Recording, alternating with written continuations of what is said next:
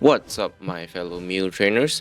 Mew might be actually the best attacker in this patch, if not, it's on par with Inteleon, and we're going down bot lane alone. In cases like this, you want to leave those two puppies behind just because you don't have time for them, and you can always use this time to have their farm. Here you wait until he's boosted, hits your last hit damage, then you use your E-ball, and then following up for the other creeps, you just want to use your boosted attack and your E-ball.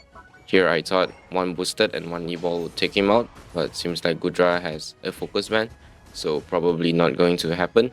And here he went into grass, so the damage didn't flow up. And for the early game, make sure you secure all those last hits.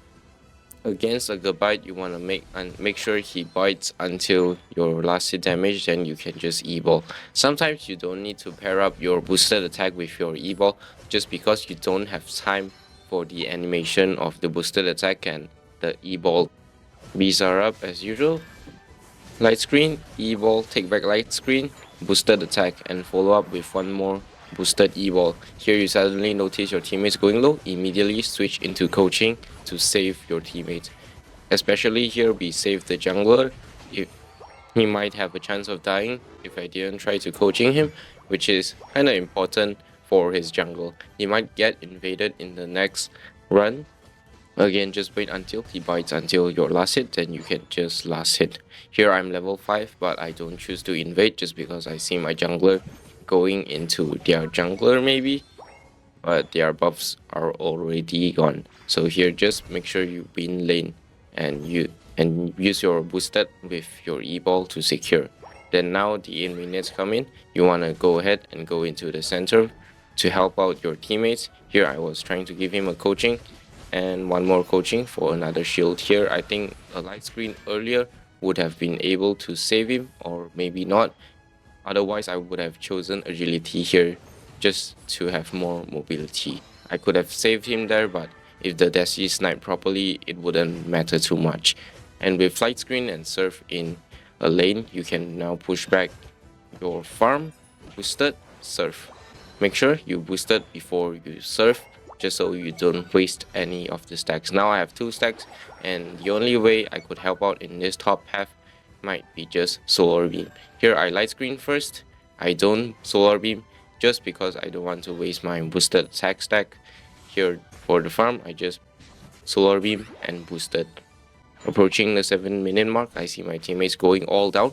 You want to always fight with your teammates even if they do not want to go to the bot path objective. You just want to follow them and provide help when you can. Here we are waiting for our light screen to be up. We can use light screen solar beam, boosted, take back the light screen. And without the Mew buff, that Delphox wouldn't have died to a boosted attack. Now we have one more boosted solar beam, use it. Now this move I would choose E-ball just because I can always use my Unite or my light screen to push them away instead of surf. And here for the bottom objective, I noticed that they are doing, so you want to try to secure. I Unite here just because I can try to take out one of them, boosted, E-ball, change into surf, and the Blaziken is low. I use this surf just for the boosted attack, not just to try to push them. Just because I'm low, I don't have the time to surf over them. I might get killed. And went to take a berry. And you can notice now I'm suddenly not going to the bot path objective anymore, just because other farm is up and no one is trying to contest the bottom objective anymore. So again, you want to fight with your teammates even if the bot objective is the correct thing to do, just so you know being alone in the objective doing it will be more likely of giving it away. Here 2 stacks, we light screen, have 1 boosted, use it, take back light screen, solar beam, 1 more boosted, and we can use that boosted 1 more time. Here I don't switch moves just because solar beam's cooldown is much lower. Boosted, solar beam, light screen, boosted, take back, 1 stack, agility, 2 stacks, 1 more agility, 3 stacks, and we take out the Delphox. The Desi was too far away for us to take out with surf, so we just try to score here, and if anything bad happens, we always have our surf to move away. Here I switch back to Surf just because I know that they are respawning and I might need this Solar Beam instead of Surf since they have like two backline, which is a Desi and a Delphox. Solar Beam and Light Screen would be much more beneficial since I can push them. I boosted before I Light Screen. Solar Beam have one boosted. We use that boosted, and Snorlax here using his Unite. We can use our Unite too for the Solar Beam cooldowns. We change into Surf. Notice that I took back my Light Screen just so I can empower myself, and I used Agility to get out. Here, I know that having one more boosted, I can always go in and pick someone up and leave. You don't even need to worry too much if you don't have your Surf and Agility. You can always use your Light Screen to run away. Just like in this case, I use up all my moves. I use my Light Screen to push him away and end up killing him back. So with your Surf, Agility and your Light Screen can always be used to save you. And your coaching can be used to save you if your teammates are there to pick you up. Here I noticed that the last hit is coming, but I still fail at last hits. So that's something that I could have been working out better on. Light Screen, push him back, boosted, take it back.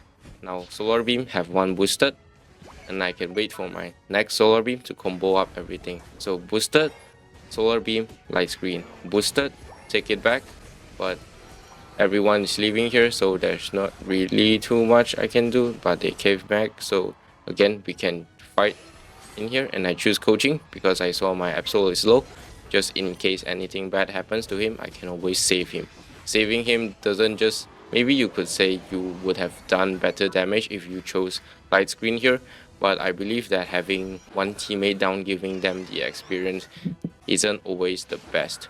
Here the one thing that I noticed immediately is I can use my Solar Beam, Agility and Eject button.